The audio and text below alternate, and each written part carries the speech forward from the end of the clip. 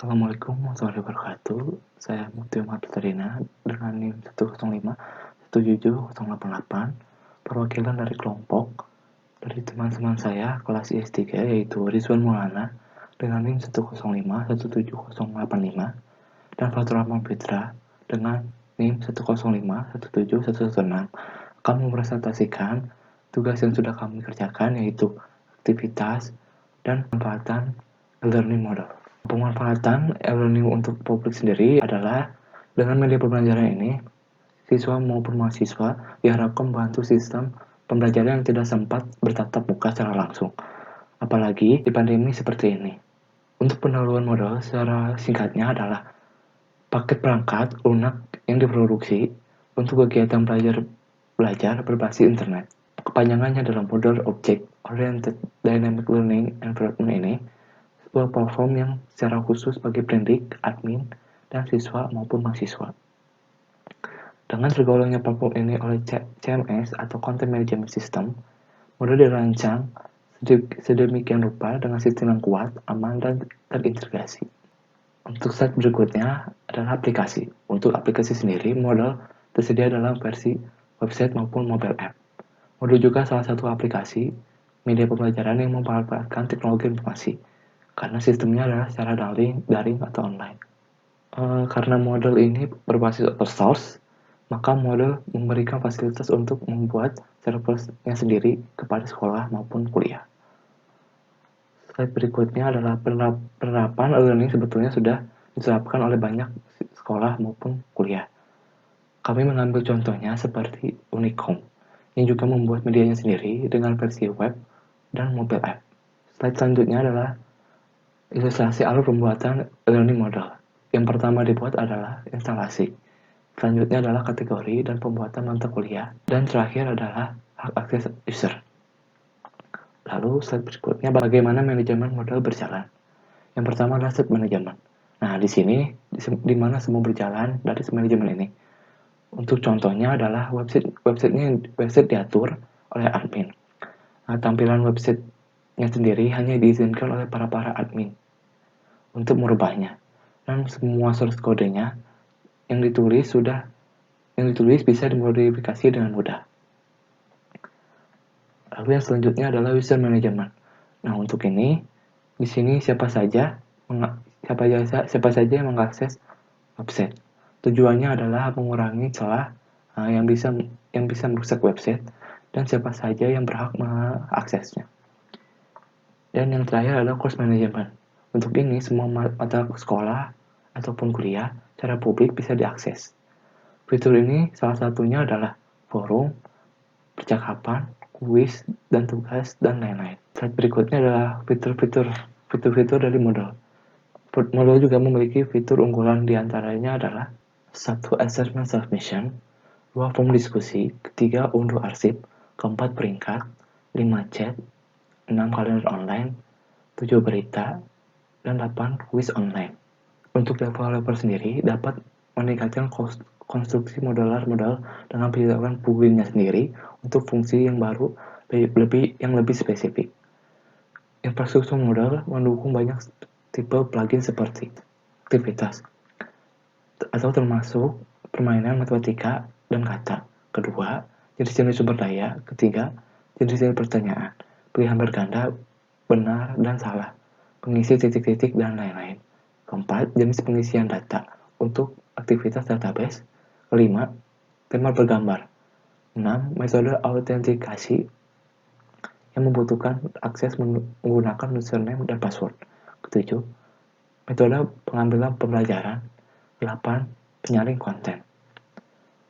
Untuk slide berikutnya, bagaimana panduan pada admin.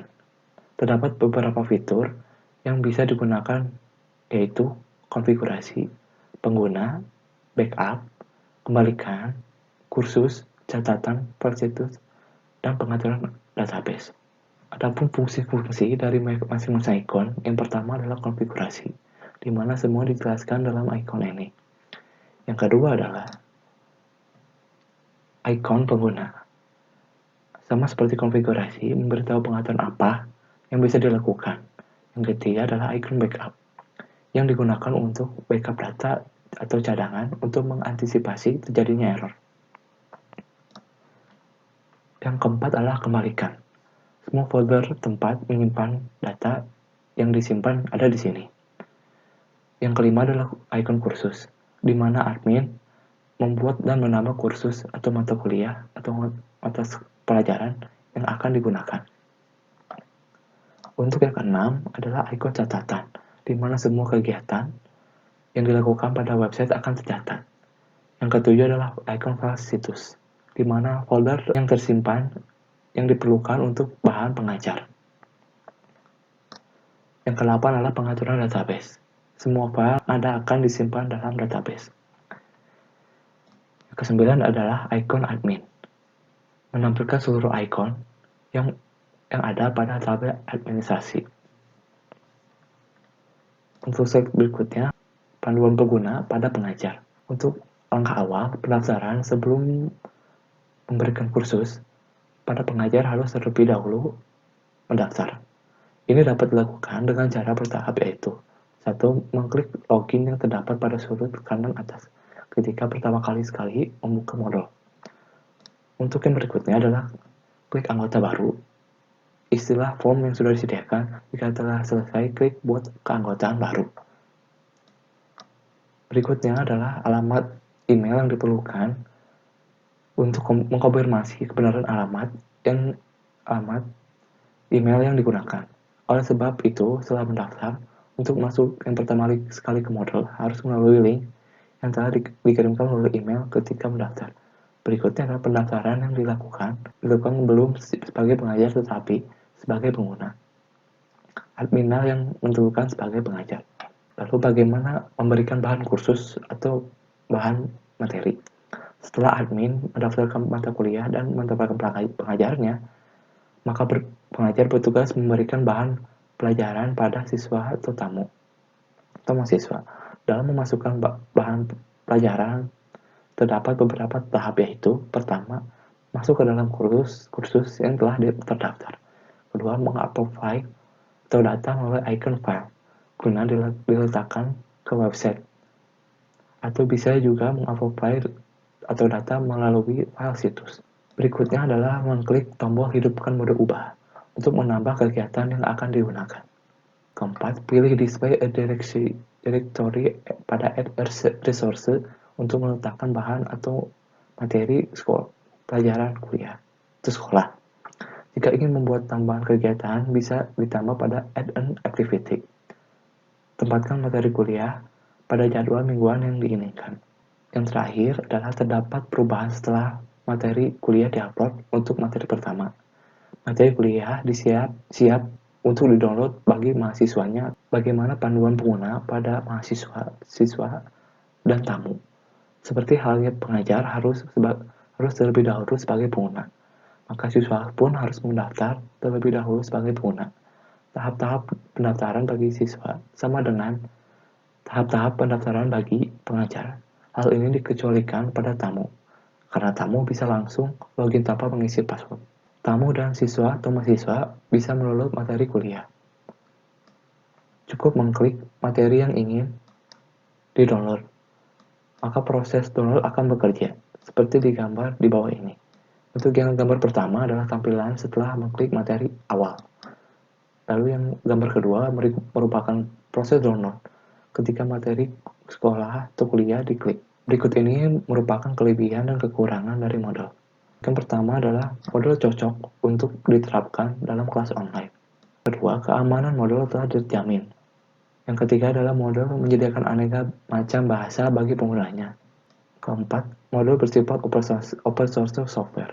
Kelima, modul memiliki manajemen pengguna. Keenam, menyediakan modul chatbot. Ketujuh, perangkat sederhana, kompatibel, ringan, dan efisien. Untuk kekurangannya sendiri yaitu pertama, membutuhkan pemahaman yang lebih tentang sistem yang ada pada modul. Untuk yang kedua, perlunya ada tenaga ahli yang bertugas sebagai administrator untuk memaintain dan juga membangun sistem e-learningnya. Ketiga, memerlukan hardware yang lumayan bagus dan juga harus mengeluarkan biaya yang lebih sedikit. Keempat, tidak selalu mendukung terhadap web browser yang ada. Selain pun dapat diperbarui dengan cara mendownload aplikasi modul yang terbaru. Kelima, pada pilihan bahasa masih ada beberapa bagian dalam tampilan e-learning yang tidak dapat berubah. Dan pembahasan terakhir adalah produk-produk yang sudah dikeluarkan oleh Moodle. Pertama adalah Moodle LMS. Produk ini membuka pembelajaran terbuka di seluruh dunia untuk mendapat ruang belajar pribadi, agar bisa mendapat wawasan yang sangat luas serta materi-materi yang menarik yang telah disediakan. Dan si pengguna dapat mengendalikan penuh atas data anggota yang masuk ke dalam sistem LMS. Untuk berikutnya adalah modul mobile app. Nah, untuk produk ini digunakan agar si pengguna bisa mengakses modul dimanapun dan kapanpun. Berikutnya adalah modul workplace. Produk ini menawarkan karyawan untuk mempelajari keterampilan baru, memberi wawasan luas, dan mendisiplinkan karyawan untuk bisa memajukan perusahaan yang sedang dia jalani. Yang berikutnya adalah model Cloud, merupakan portal gratis yang dibuat oleh Model Haki. Dengan portal ini, kita bisa membuat portal belajar online secara gratis. Jika membuat sebuah portal dengan model cloud, kita bisa mendapat sebuah link berikut. Kemudian, materi pembelajaran akan di-host oleh server Moodle. Ini bisa menjadi pilihan yang tepat buat organisasi dan institusi yang belum punya budget besar. Berikutnya adalah MoodleNet, platform media sosial terbuka untuk pendidik. Awalnya berfokus pada pengumpulan konten terbuka secara kolaboratif. Model ini menjadi bagian integral dari ekosistem Moodle, memperdayakan komunitas pendidik secara berkelanjutan untuk saling berbagi dan belajar dari satu sama lain untuk meningkatkan kualitas pendidikan. Berikutnya adalah Moodle Education. Bagian membagi program Module Educator Certification atau MEC adalah kurikulum pengajar dan pembelajaran komprehensif yang dirancang untuk membantu Anda mengembangkan pengetahuan dan keterampilan yang dapat dialihkan untuk menjadi pendidik yang efektif di tempat kerja digital yang berkembang saat ini. Dirancang untuk para guru atau dosen, instruktur, dan pelatih. Program ini menggunakan penelitian terbuka tentang pengembangan kurikulum dan standar kompetisi digital untuk memberi para pendidik pengetahuan dan keterampilan yang dapat ditransfer yang memengaruhi praktik belajar mengajar. Terakhir adalah modul Scientific Integration. Integrasi modul bersertifikat adalah add-on atau tambahan yang dapat Anda install dengan mudah ke platform modul untuk lebih meningkatkan fungsinya. Tidak ada dua organisasi yang memiliki kebutuhan yang sama.